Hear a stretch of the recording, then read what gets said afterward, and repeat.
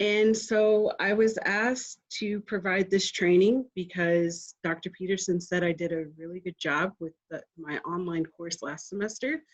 I tend to be over-organized, so I think this is very fitting. So I'm going to share my screen and show you all my Canvas course. And then also I'm just going to give you all like an overview on what to expect from today's training. Let's see.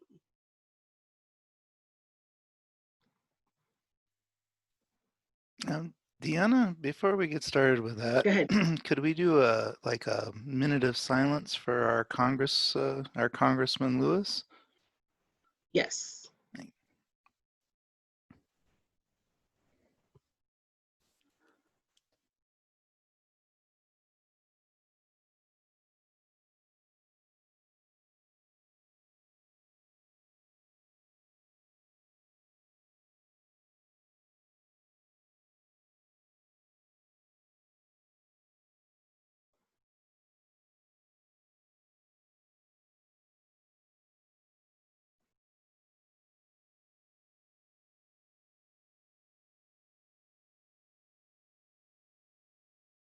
Okay. All right. So what I tried to do is kind of prep everything the night before so you all understand exactly what I'm about to show you all. And so I'm using my sandbox, and basically I just want to go through and show you how to set up a module. Let me look at my agenda so I can tell you guys exactly what you're doing. I want to show you how to implement course mapping into Canvas, demonstrate how to use pages such as pages, discussions, assignments, quizzes on Canvas, and then identify ways to engage your students on the Canvas platform. And so I'm going to go through and basically talk about the agenda is going to be discuss the phone versus the computer, create a module, set up weekly overview, how to use your pages, set up external links into the module, and then set up a discussion, post individual and group discussion, and then your assignments, quizzes, and how to create an announcement and using the collaboration feature on Canvas as well. That was a bit of a mouthful, but all right. Can you all see my screen? Just a thumbs up would be good. Okay. So first off, I want to explain why I want to talk about cell phone versus the computer. And as faculty, a lot of our students are using their cell phones to complete their assignments. And so how you set up your course in Canvas is really going to determine how the students are going to get through your class. And so I use two different methods for my class. And as you can see, it's going to look like this module has a lot to offer. But if you're on your cell phone, you're not going to see it in this perspective. It's going to look very different. There's going to require a lot of back and forth and clicking. So I like to start my page with a welcoming page. And so this is a welcoming page. And basically I have the objectives listed, but you'll see that I have these different links, different pages that'll help a student get to this part of the module that I would like them to look at. I've also included like a little image. I tend to do that just for fun. And I'm going to show you guys how I created this.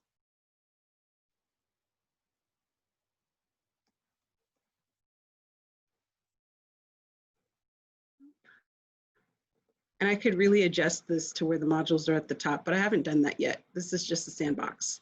Okay, so the first page for the welcome to online learning, I feel like that's best for someone that's using a cell phone. But if I show you this perspective from the student viewpoint, which I think is really important for us to look at, you'll see what I'm talking about. So when students are going through the course, this is what they are seeing.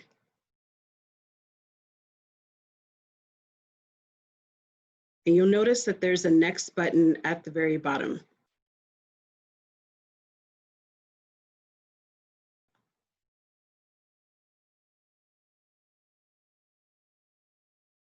And I've incorporated the Zoom link. And as Linda was describing, you can do this within your Canvas itself. And I know it probably seems redundant that I'm showing you guys this stuff, but I just want you to see the student perspective. And then this is an actual link into the module, which is different. It's not a page. And then this is an article link, but I'm actually going to show you guys how to embed the link into the page. So I think you all get the point of what I'm trying to show you. All right. So you've seen the cell phone perspective, and now you've seen what it looks like when it's on the computer. So when you're trying to create a Zoom link, and Tim, feel free to chime in at any given point. I'm actually going to do this the other way. I'm going to use another module that I started. Oh, let me get out of the student view. Okay, so when you want to create a Zoom link, you click on the square that's in the top right corner of your module. Well, first, let me backtrack because you got to learn how to make a module. First, you click the purple square that says module. And we're just going to call it module number 3. And it gives you the option to lock it. We're not going to actually use it, but I just want you guys to see it. I've tried this feature. So say, for instance, you've prepped all of your courses for the entire semester, and you want to have a release date for each module. This is the option. It provides you that option to do that right here. So we're not going to use that at the moment. And then also you can create prerequisites. So you can say, I want my students to do module 1 and module 2 before they do module 3. I like this feature probably more so for my fall and spring courses, because when students, in my experience, when they get really far behind, it can get really difficult for them to catch up. That's really up to you on how you want to use it. So I'm just going to add this module. And you'll see that it is located underneath module number 2. All right.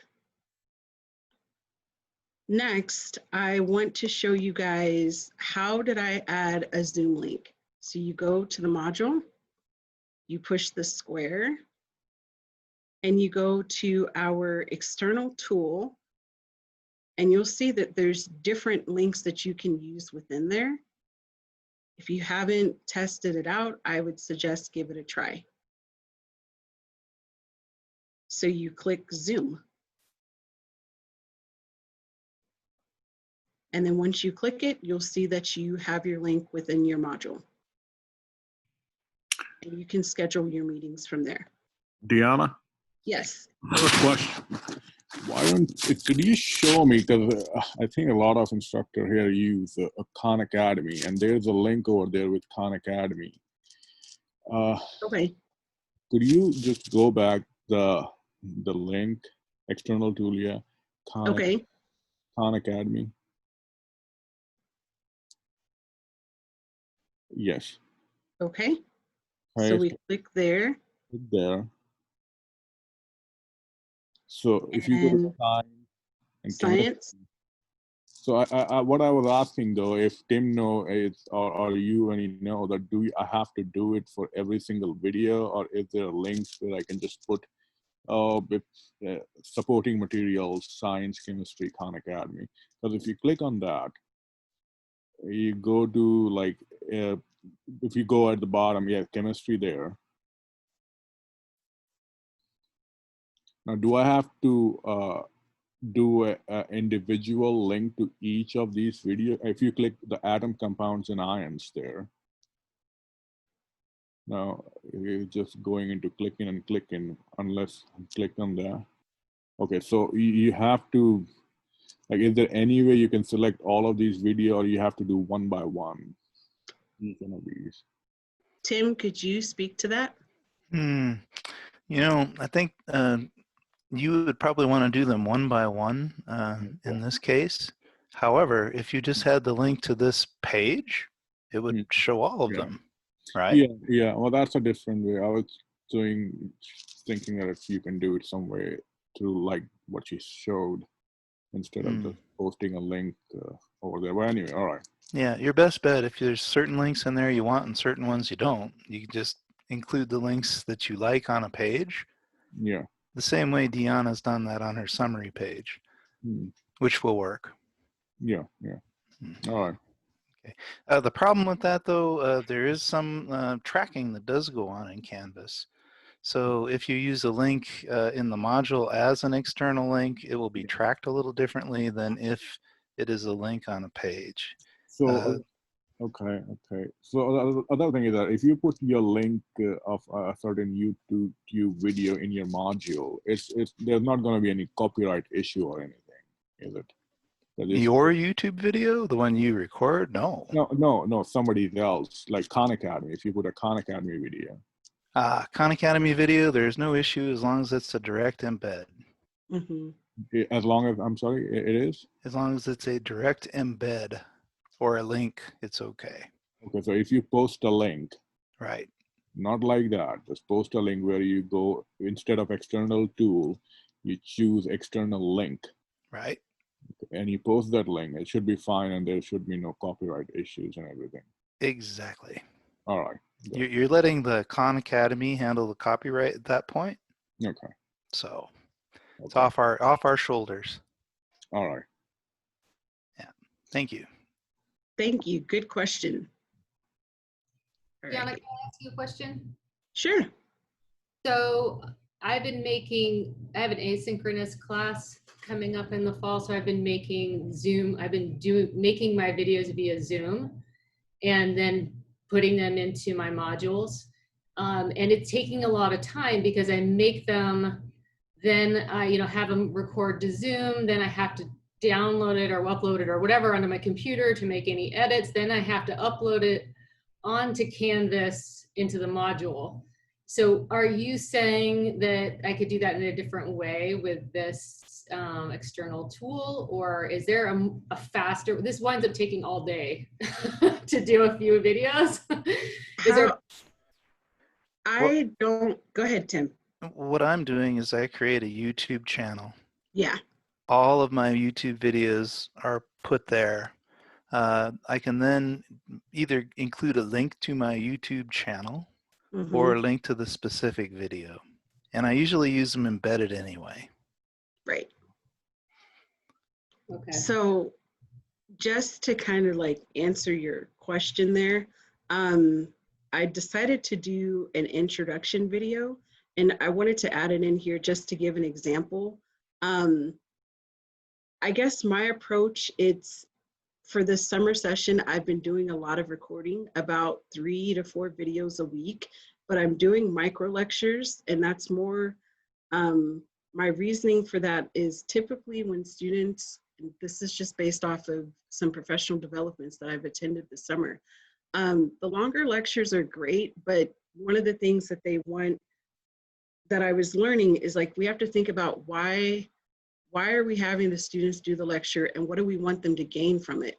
And so having the longer ones, I'm not saying they're bad because they're not bad, they're great.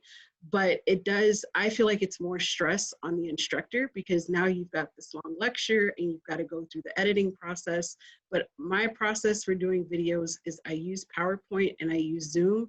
I take the link, I drop it into YouTube, and it's done. I create a cover for it and that's it. I don't really use the Zoom. I guess I use the Zoom for the recording piece, but I don't use it for editing. Do I think I'll ever get to a point where I'll do some editing? Probably so, but because we've had to turn this all around so quickly, I'm just using PowerPoint and then using Zoom. And so I just use the Zoom account that TOCC provides us. And once I've completed a recording, I'm able to just take it and put it into YouTube, which gives me the option to use closed captioning as well. That's just been my approach. So, but as far as your question and having the Zoom link embedded in for asynchronous, I wanted to just show that for the courses that are doing asynchronous, and what would that look like if they had it in their class module every week. I don't know if I helped at all. Tim, do you have a better way of doing the recordings or any other suggestion?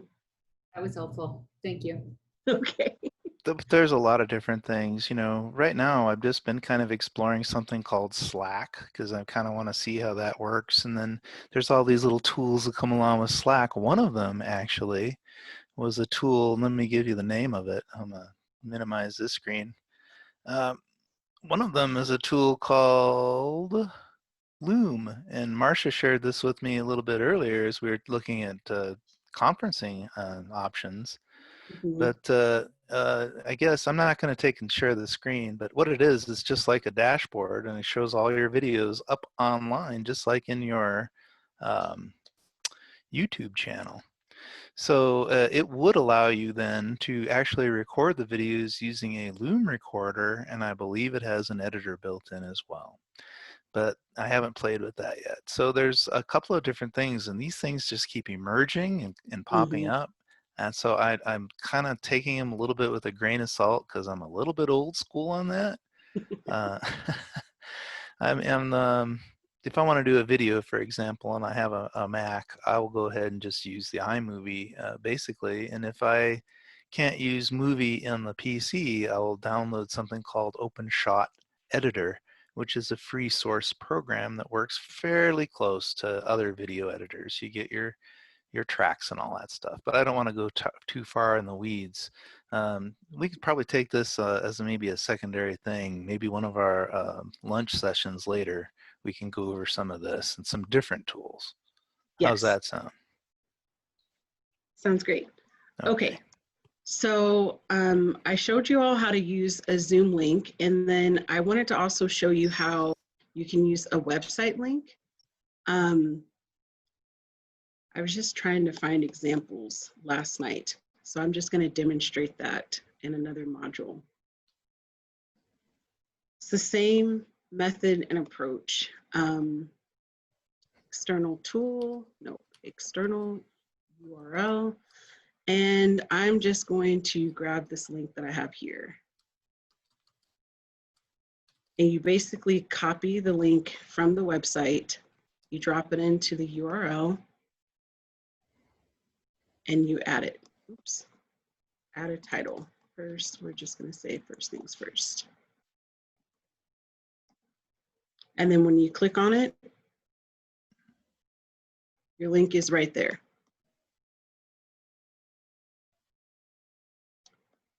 All right. So now we're going to go into how to embed an article on a page. And first, I'm going to show you all how to add a page. And we'll go down to module 3. You click page. I want to create a new page.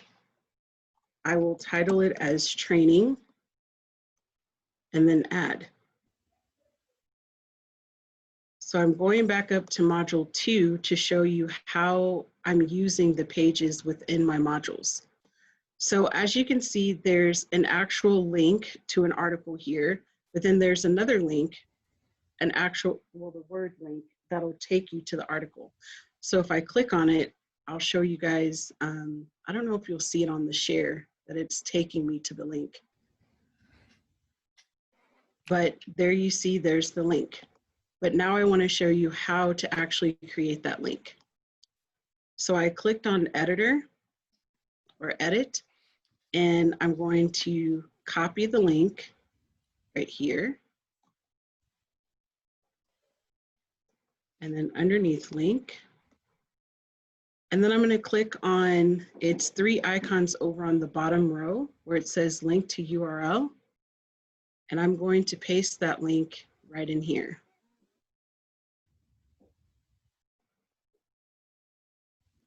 And then click save.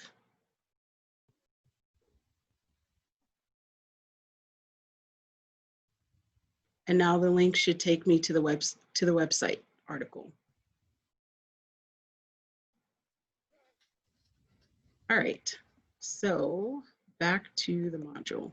And I'm going to go through and show you how to use each of the embedded, not embedded, but different ways that you can use a page. All right, so we're on another page called Create a Table. I personally do not use tables, so I just wanted to show you guys this as an example.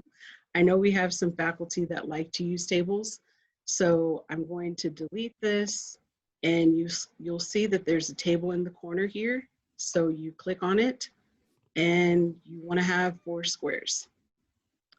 Pretty simple. Maybe you want it to be a little bit bigger, whatever your style is. Again, I'm not really a table person, but I just want to show you guys as an example. It's a tool that you can use. Then you click save, and there's your table.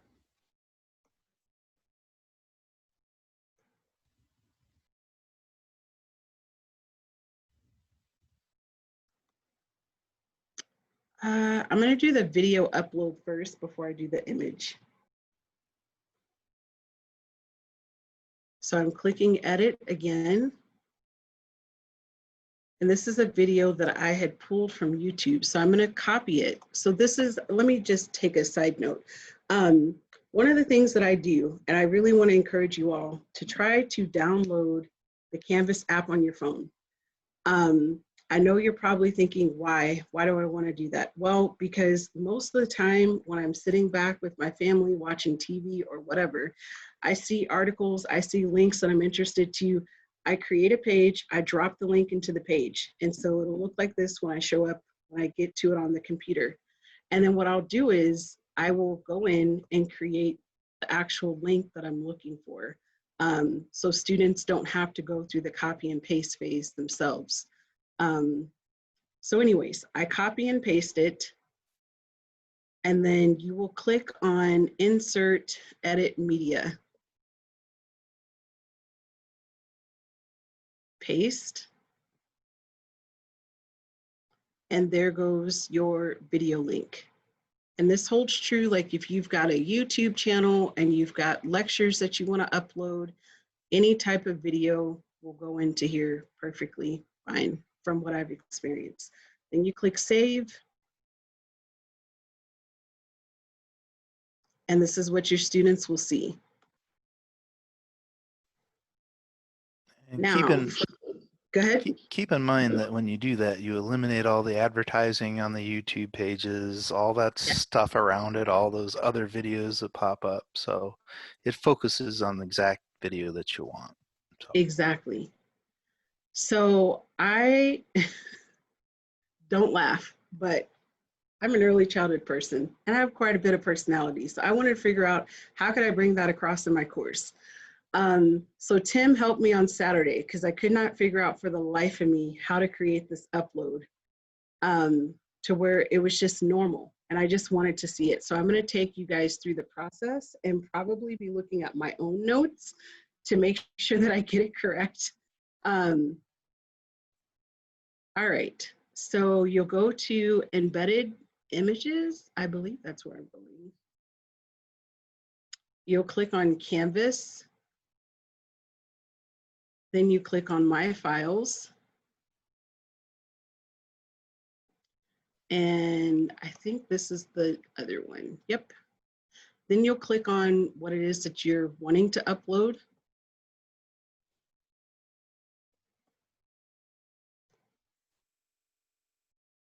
This is a different image. So from there, I believe it's there.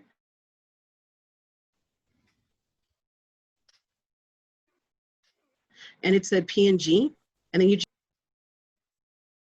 upload, and there's your image. Okay, keep in mind on those file types, there are a couple of things that will work on the web really easy. One is a JPEG, JPEG, or JPG. One is a portable network graphic, or PNG. And then the other ones are those GIFs. So Yes. So. Thank you. And we're just moving right along on the module here. But that way you have an idea. If you have an image on your computer that you want to use, there's a way to embed that in. Okay, so we're moving into the part where it's a little bit more engaging, but I'm just going to go through the features on it.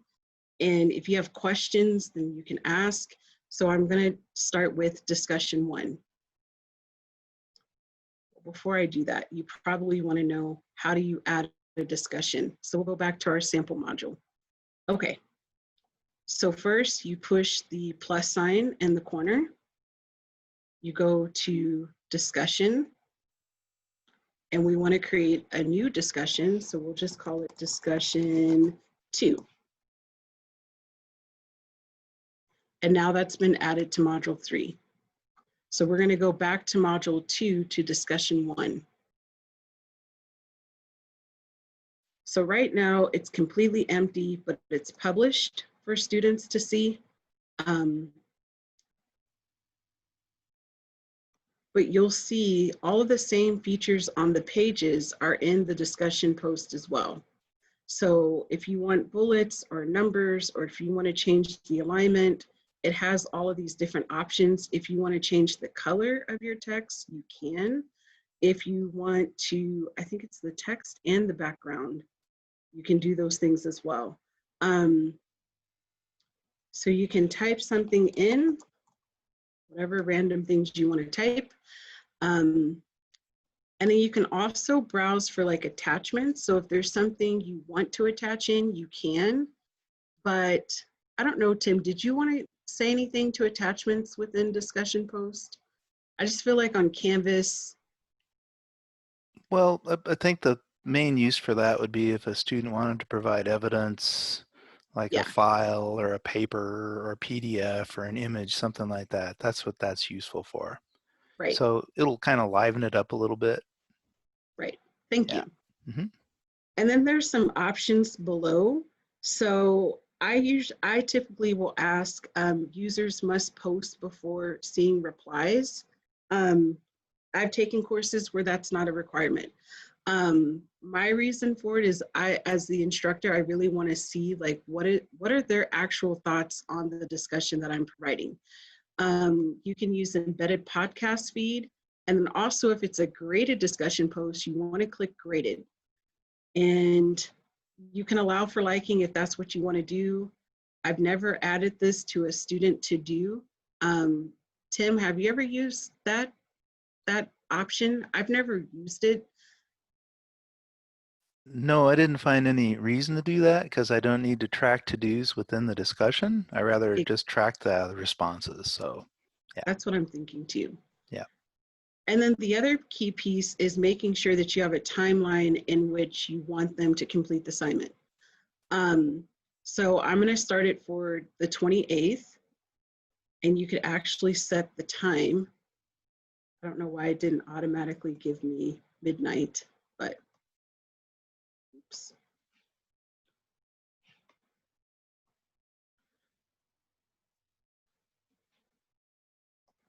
And I want them to turn it in by the following week, by the following Monday, by 11:59 p.m. And that's pretty much it. But I know that there's an option to where if you want additional due dates, you can add those pieces in as well. So we'll just click save.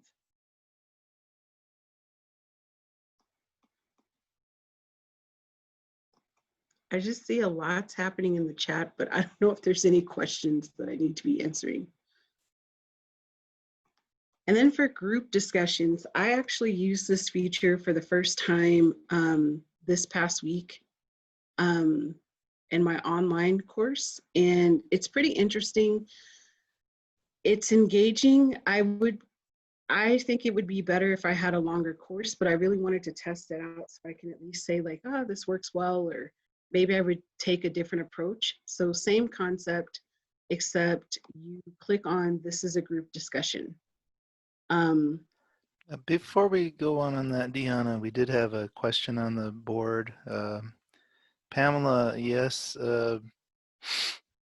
Yeah, they see other students' replies unless you say, hey, you're not going to see those until you post first.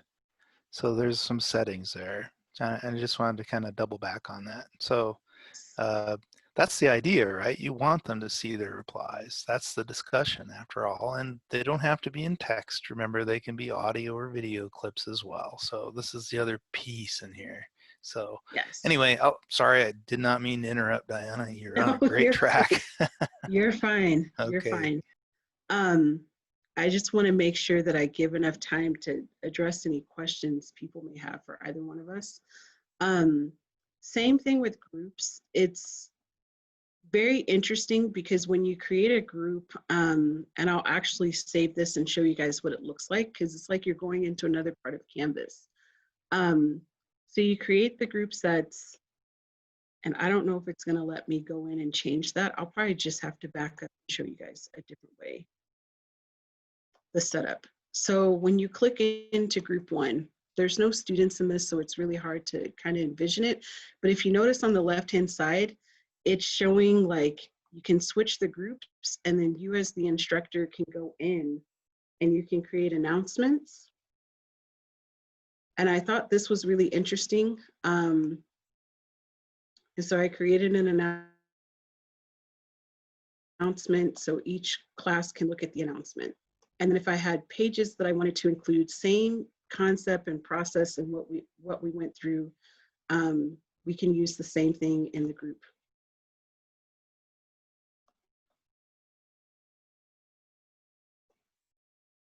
And then of course you can see the people in the course if there's people, which it's just me for right now. And then you'll see that there's discussions.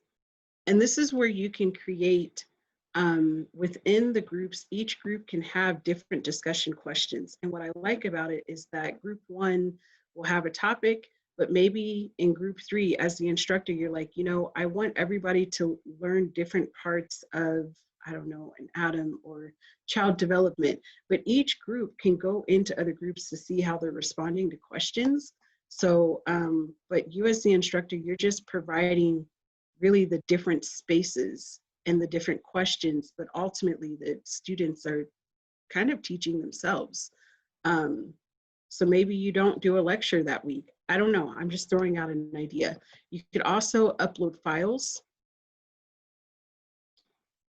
I don't have any files in the groups, and I'm gonna go ahead and show you guys the collaboration tool. I have yet to use this tool. However, after kind of playing around with it, I realized that this would probably be a good tool. So I'll just name the document Online Learning. We're just not going to have a description. So we want to collaborate with Diona. And then from there, you start a collaboration. But this is embedded through my Google Docs. And so what happens is when you click on a name to collaborate with that person, it creates the Google Doc. And as you all may know, Google allows you to basically type live within the group of your peers. And so then I will receive an email stating that someone wants to collaborate with me. And that's pretty much it when it comes to collaborating. And it'll take you straight to the document. It should take you there. And so if there were other students on the list, then everybody would receive this collaboration doc. And you don't have to do this within groups. You can also do this within, just within your course. So, all right, I'm gonna back out of this somehow. Go back to the sandbox.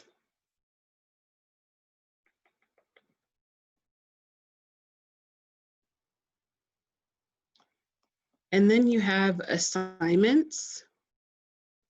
And again, I don't have any content there, but it's the same process. You push the square in the corner, you click on assignments, and it'll take you to where you need to go. Same setup at the top for assignments, but we're gonna go through the other features. So you can decide if you want this on points.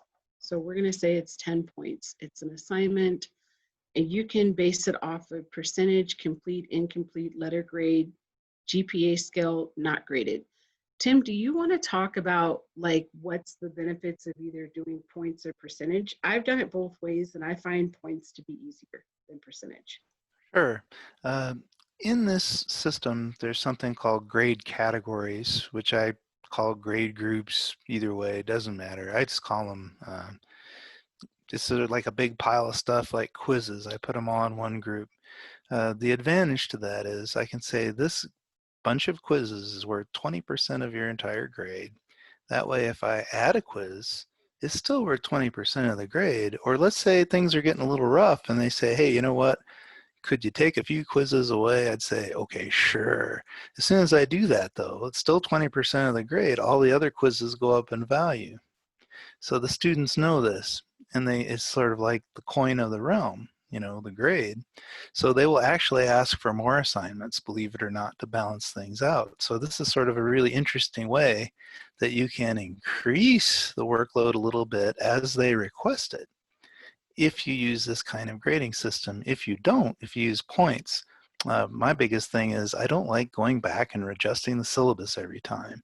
It just bums me out. And then I forget, and then maybe I drag that syllabus along to the next class, and I'm like, well, why the hell is that, you know, 1,200 points?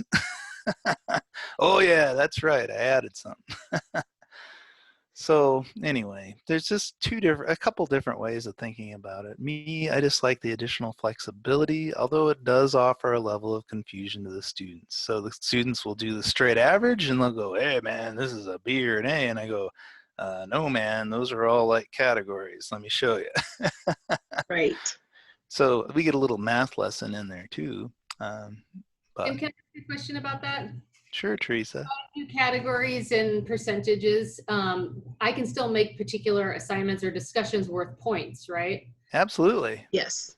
Okay. Yes. And what I'd like to do to kind of eliminate confusion on everything is, well, I just make everything 100 points. So easy. And then if it's like you get 80, that's 80%, man. I'll tell you, that's 100, right? So anyway, I try and make things as easy as I can. So instead of a 10-pointer or a 15-pointer, make them all 100. This is sort of like gaming theory. It's like, I'll take all the points I can get, man. Yeah, you bet I will. And then all of a sudden, you have a little bit of an engagement here.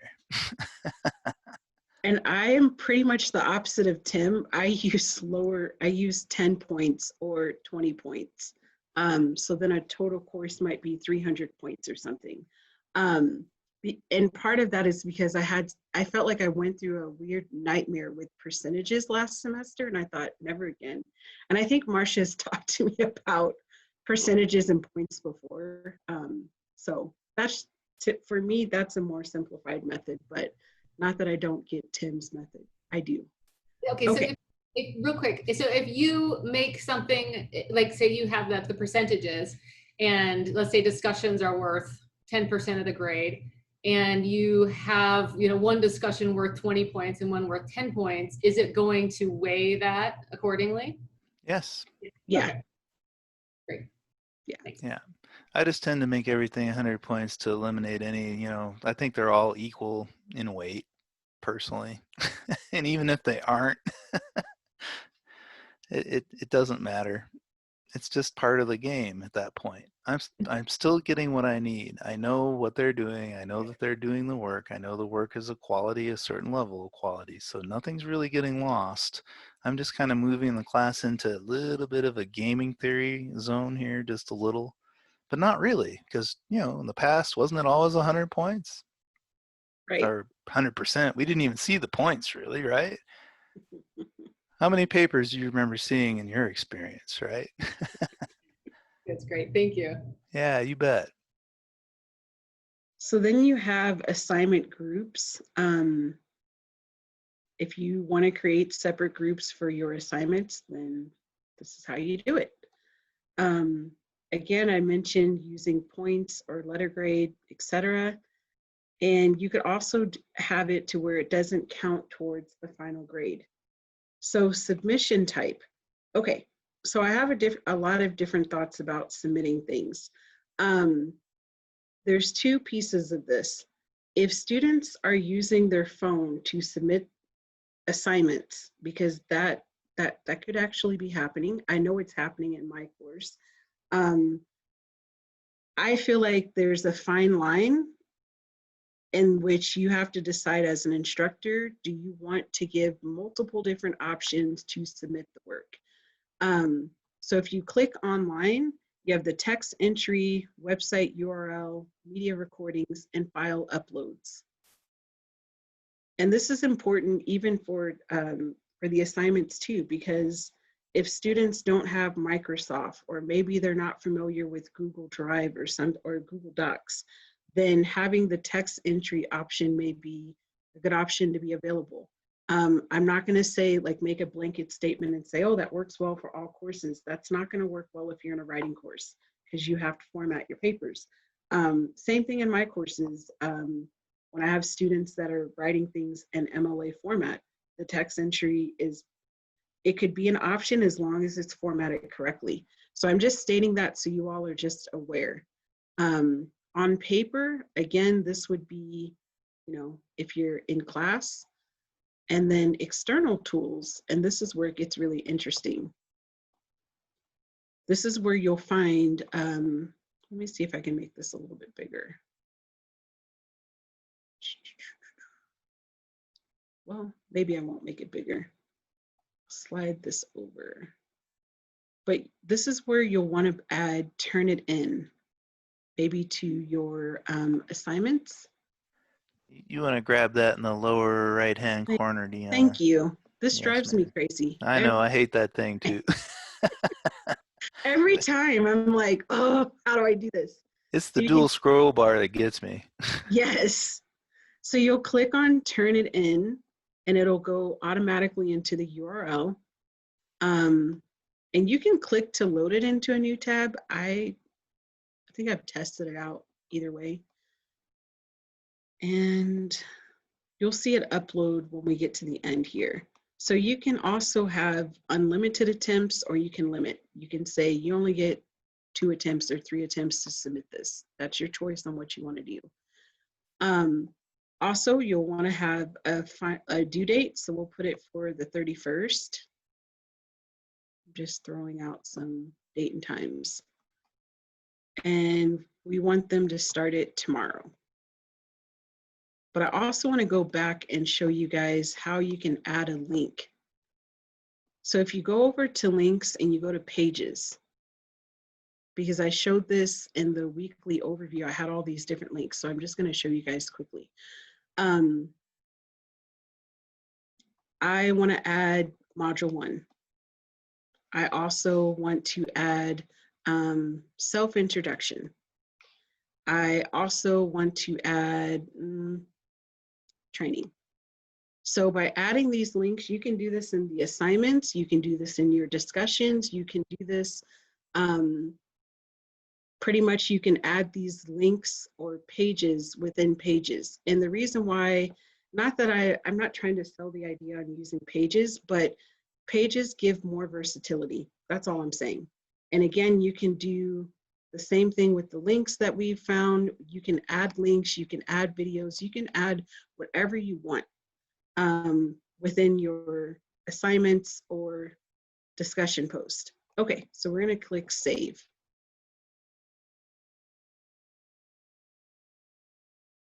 I see a storm rolling through in my area, so I feel like my internet's getting slower.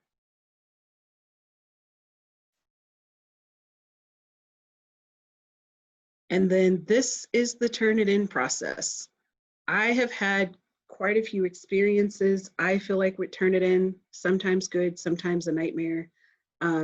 Last semester, I believe I sent Tim like 3 or 4 emails about Turnitin. It can get a little glitchy sometimes, but I definitely think if you're requiring any kind of writing assignments in your course, you want to use Turnitin. I highly recommend. Just one thing I want to add. If you're using something like the external tool in Canvas, do all of your course business through that external tool. So here we're running into some issues when people who have used Turnitin and the dashboard at the Turnitin website will then go ahead and still working that site, right, on the dashboard there, and then expect that the hook into the turn it in area from the course will show the same thing. It does not. So you have to use that way to get into turn it in every time. Mm-hmm. Yeah, so you'll see if you do that and keep that in mind with all the external tools, they'll work a lot better. They're hooked into Canvas using something called an LTI, and each one may be hooking into different elements of Canvas, so as far as the program goes. But I just wanted to make that very clear, because that seems to be a place where a lot of people are running into trouble with Turnitin. Not so much with Zoom. Zoom's a little tighter integrated. It Mm-hmm. really depends on that LTI. Yeah, Not to use a term, but it's the integration. I agree. All right. So thank you, Tim. Then we're going to move into quizzes. That's the last one. Okay, so I'm going to show you guys how to add a quiz, and then we can talk about the features of it. So you click on the square in the left-hand corner, click on quiz, and we'll just say a new quiz. We'll call it training.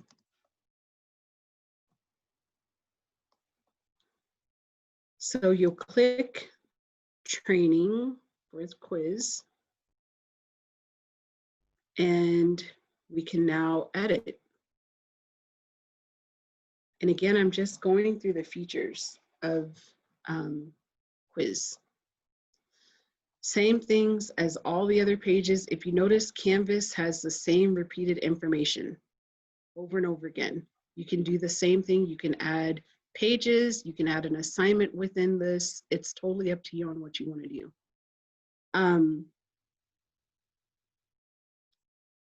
So this part, the open part right here, is where you can type in your instructions for the students and on how they need to complete the quiz. And I'll go over the questions before I go over the other features. So we have a new question. And it usually populates the option of multiple choice.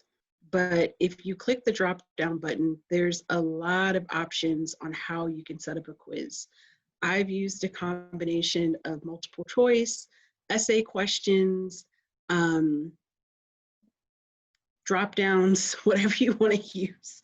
And as a learner, I've used different methods on quizzes too. And this is another great way to like survey your students, like maybe before they start, maybe before your lecture, you want to know like, well, how do they, you want to test their knowledge. So you can create like a survey before your lecture and maybe at the end of the lecture to check for their understanding. This is a great way of doing it.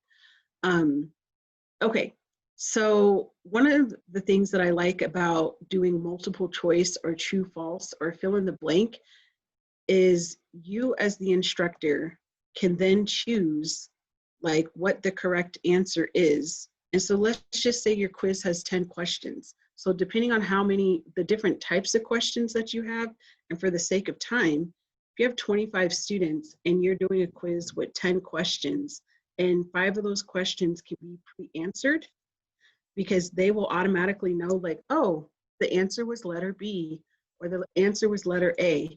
That'll save you a lot of time on grading when it comes down to doing the quiz when it's all said and done. And if you don't like multiple choice, and I'm not really a huge fan of multiple choice, but it just depends on the questions that I'm asking them. And then for essay questions, maybe you only have 2 essay questions. But you as the instructor, if you have a combination of different ways of which you're using the quiz tools, it'll just make things a whole lot easier when it comes to grading. So I don't feel so overwhelmed when it comes to grading assignments or quizzes every single week, if that's what I choose to do. So I just wanted to state that. And then it gives you the option to put the points. So we're just going to say it's 1 point. Answer is training. And we're just putting in random answers. And then from there, does it say update question? I don't need to add comments. So then we're just going to save. So back to that add comments thing, you can actually include feedback on every Yeah. letter, every answer. So as to Yes. why it would not be correct, or what to think about differently to make, make them go towards the right answer. Anyway. Exactly. I shouldn't have clicked preview. We're going to go back to edit. Okay. Because it would require me to publish it, and I don't have any intent on publishing. Okay, so also it gives you the option to decide how you want to the assignment group, the quiz type. So you may have different titles for it: practice quiz, graded survey, ungraded survey. And again, this is a great way to like test the knowledge of the students before lecture and after. You can add time limits. I've used that method, and I'm just going to pre-warn you. I've had several students that are like, oh, miss, I had to go to the bathroom, and it was just like a headache. So I'm not saying don't do it, but I had like 5 students where I had to unlock the quiz. It was just a mess. And again, it's up to you on how you want to use it. You can decide if they can have multiple attempts. You can shuffle the questions. And then also it gives you the option whether they can see if the questions are incorrect or and giving student feedback. And like Tim was saying, you can add those comments within. My goal in the fall is to be able to add those comments. But when you're just having to put things together, then I'm not going to say it's the lazy method. You're just trying to get through and make sure you test the information. Creates more work because now you have to give more feedback during each quiz. So I don't use any access code or filter IP addresses.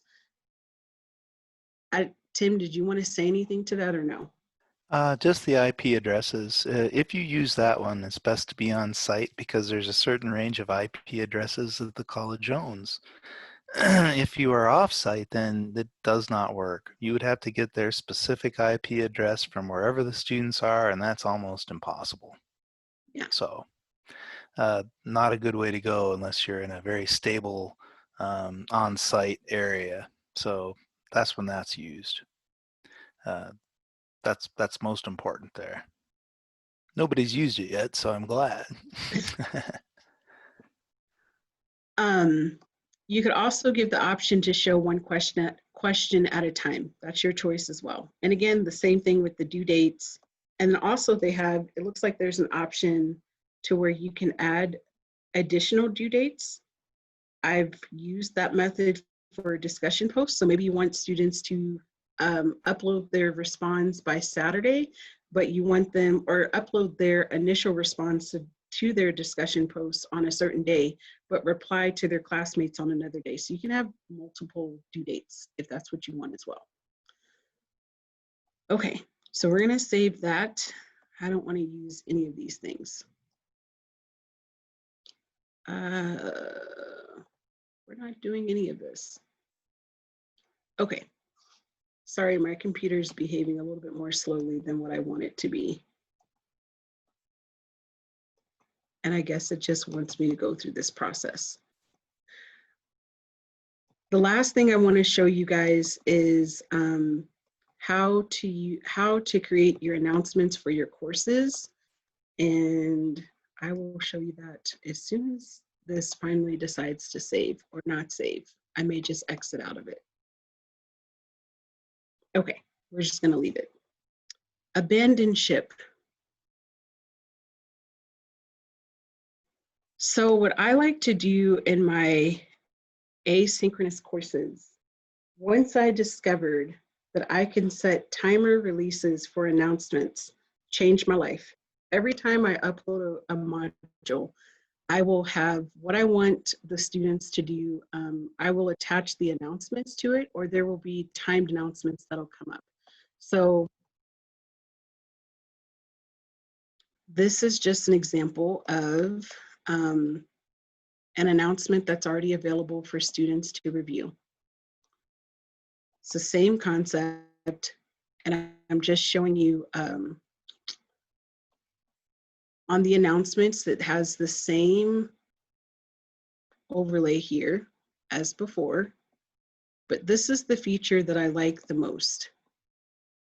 You can also add attachments, and then you can see on the side here, you can add pages or assignments or quizzes, whatever you want, into your announcement to remind students. So I like to use announcements to set reminders. I don't know about you all, but since COVID has hit, in spite of being busy, I'm still losing track of time. And as I talk to more people, they're like, I didn't realize it was Monday. So it's really helpful to have the announcements for the students to say when things need to be due. Okay, so there's this feature called delay posting. And as you can see, I set the time for today at 7 a.m. And before I came on today, it was already announced. And you can give the option for students to comment.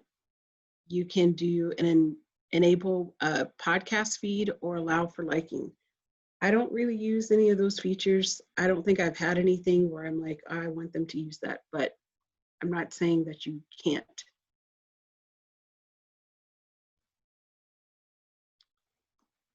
And I'll go back to, and then you'll see that I have another announcement that I created, but it's delayed. So that's what it will look like on your end. So the students won't be able to see that, but you will. I feel like I could go another 30 minutes. All right, it's 12:30. I'm sorry if that was really, really fast, but I wanted to try to get through as much content as possible. There's obviously other features on here. I talked about the collaborations within the group setting. It looks the same way when you're not within the group. There's Google Drive and Flinga and Flipgrid. I've looked into both. I have not used either one, but it is an option that you can use. Yeah, I'm with you, Tim. I just feel like I probably could use a different tool. So, questions?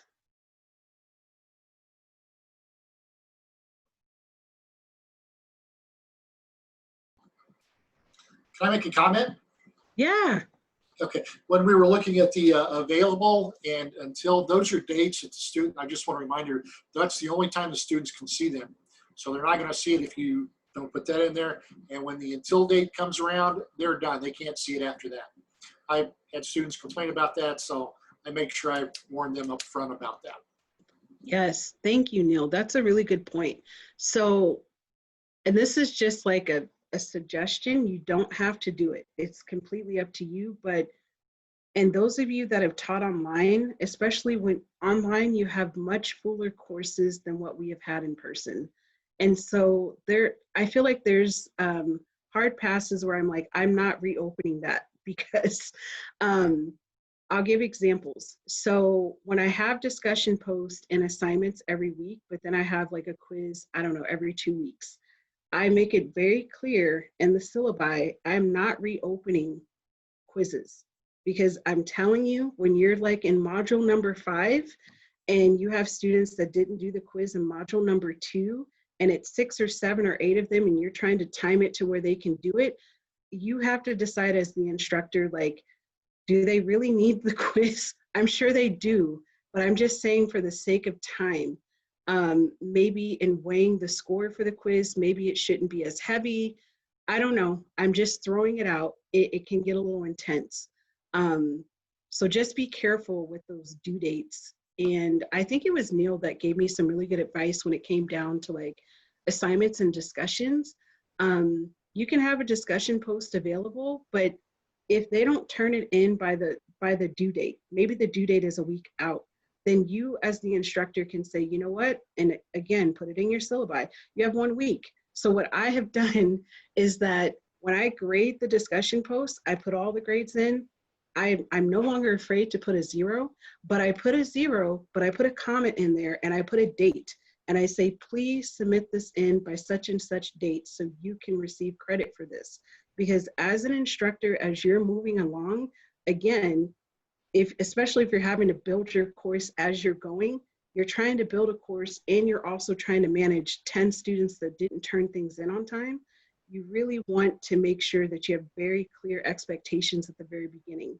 And I have found that it has been more helpful to just put the 0 than for me creating this list of managing all the students that have or have not turned things in. And I've had more responses from students actually like, oh, I need to turn this in. And again, because of COVID, I know that there are real live things going on with people. I've had a student that's disclosed they've lost 2 people to COVID. And so that's why they haven't turned in their assignments. Completely understandable. Obviously, I'm working with the student.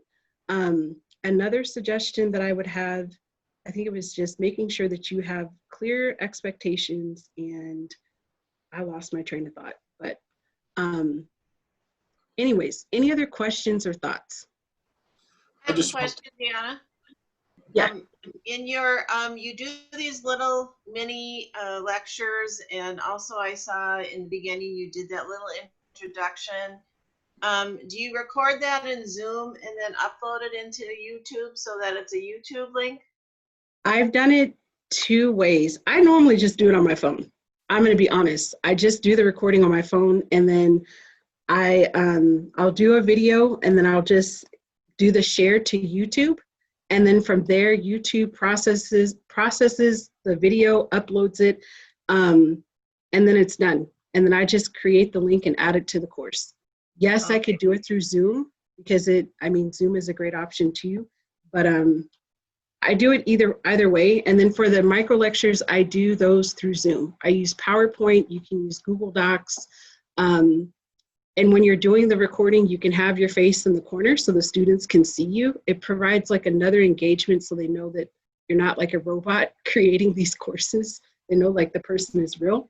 And it's the same process. Once I get the link, then I just drop it into YouTube. YouTube creates the video, and that's it. I mean, I add a thumbnail to it, so then it looks nice, but that's just me. Sure. And where do you click to when you're recording this in Zoom and you want your face in the corner and you're sharing a document or a PowerPoint, but you still want your face in the corner? Where are you setting that? So I don't know where to set that up. When you go into Zoom and you do a shared screen, it gives you the option, or like when you first, maybe you're just setting it up, it gives you the option to say with video on or video off. But once you click shared screen, your picture should be in the corner somewhere. And you can move that picture from top, bottom, middle, however you want to put it. And it'll record you into it. Okay, because when I share screen, I don't have a video of my face or anything in the corner. I don't know why it's not showing up. Marcia? Yeah. You just have to go through your recording settings in your settings area in your account. Okay. There's a lot of very, very, very specific items you can click, and one of them is the talking head in the corner. So, okay, I must have missed that, but that's in my settings in my Zoom account. Correct? It is. Okay, yes. I'll go back and look again. Thanks. And maybe they don't call it talking head. Damn, what do they call it? Picture in picture? Something like that. Okay, I'll look for it. Thanks. Okay, sure. Neil, did you have a question or statement? I just wanted to talk about that, adding a 0. When I first started here, Teresa told me that a 0 is a great way to get the students' attention if they're missing something. And let me tell you, it works. So when that due date rolls around, slap a 0 in there, but let them know that they can always come back and redo it until it closes. Exactly. And again, it's not, I don't do it. It's not about intimidating them. It's more or less like, this is what it is. And it puts the responsibility back onto the student. And you as the instructor are no longer, I don't want to say not responsible, but when you put the 0, put a comment and basically state, I know that you're probably working hard or whatever the case may be. But please, please turn this in by this date. And then if it's not in by that date, then the grade stands as is. Oh, that's the point that I wanted to make. Because we are completely online, and again, this is just hard knock life, learned some lessons last year. Decide the platform in which you want students to ask questions or upload any missing assignments. I know early on, Dr. Peterson had said to us, like, it's better to do it in Canvas. I'm going to tell you why I think it's better to do it in Canvas versus our regular Gmail accounts. As the semester rolls on and we have meetings and so on and so forth, when students email me about class in my regular Gmail account, I'm not going to lie, it gets lost along with whatever assignments that they're uploading in there. I make exceptions, like if for some reason they cannot upload into Canvas, then I will make an exception for that. But it makes it a whole lot easier when you don't have 10 or 15 students emailing you separately. If you do it all in Canvas, then you know, like when it's time to upload the grades or looking for assignments, it's all in one place versus multiple places. So I would just suggest, like, think about that and moving forward. I mean, if you like it on Google, on your Gmail, that's cool. But I'm just saying, if we're all going to be having 25 students per a course, it can get really overwhelming. That's just my suggestion.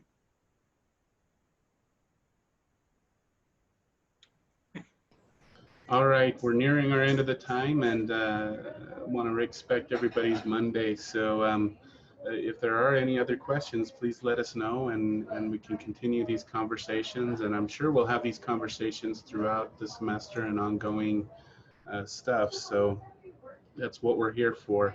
I want to thank Diona and Tim, and we do have a follow-up training. I just sent it out this morning on the Google Calendar. There's been some people asking for some follow-up stuff on the Zoom. So Linda is going to be doing that Wednesday evening.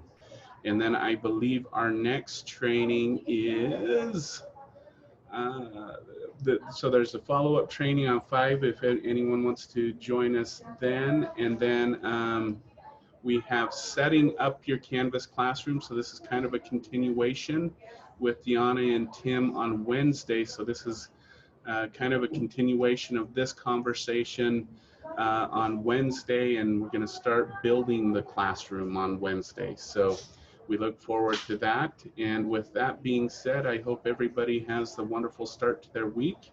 We look forward to seeing hopefully everyone twice on Wednesday, then at lunchtime and then at dinner time. So with that being said, everybody have a wonderful rest of your day, and we'll see you all on Wednesday. Bye. Bye, y'all. Bye, everyone.